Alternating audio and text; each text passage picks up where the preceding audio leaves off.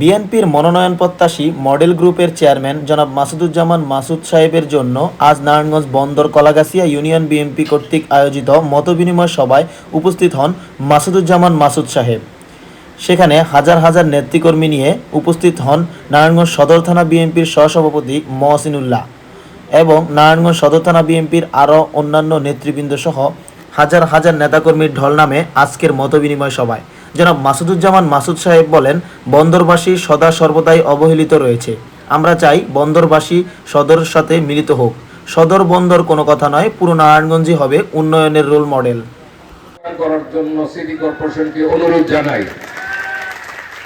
শুধু এই জায়গায় না, আমাদের এই বন্দরবাসী অনেকাংশে অনেক দিক থেকে বঞ্চিত, আরো সেতু দরকার। এই একটা দুইটা সেতু দিয়ে সমস্যার সমাধান হবে না। আমাদের নবীগঞ্জ গুদারাঘাটেরও আমাদের স্বপ্ন আছে। সাবেক প্রধানমন্ত্রী দেশনেত্রী বেগম খালেদা জিয়া উদ্বোধন করে গেছেন, কিন্তু পরবর্তীতে ভিত্তিপ্রস্তর স্থাপন করে গিয়েছিলেন, কিন্তু পরবর্তীতে আর বাস্তবায়ন হয় না।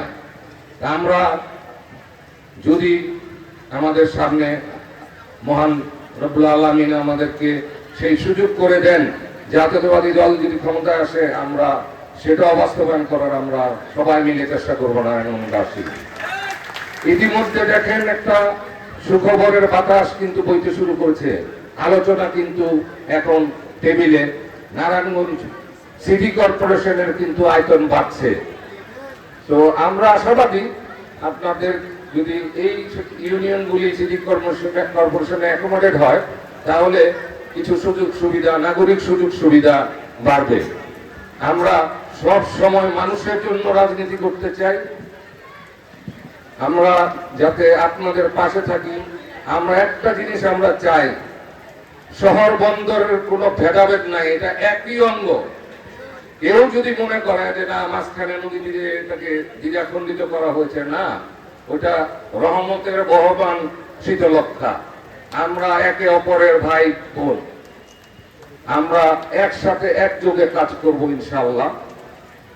আপনারা একটা ছোট্ট এই যে বৃষ্টিস্নাত এই দিনে, এই বিকালে আপনারা উপস্থিত হয়েছেন, আপনাদের কাছে চিরকৃতজ্ঞ থাকবো। বৃষ্টি হচ্ছে, আপনারা সবাই এই বৃষ্টির মধ্যে ভিজে আমার বক্তব্য শুনছেন। আমি সারা জীবন কৃতজ্ঞ থাকবো। আমি এরকম কমই দেখেছি।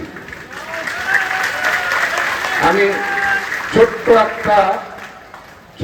একটা কথা দিয়ে এটা, আপনারা আমাদের নেতা তারুণ্যের অহংকার, আপনারা কি এই যে বিবিসি বাংলায় দুই খণ্ডে খণ্ডিত ইন্টারভিউটা দেখেছেন?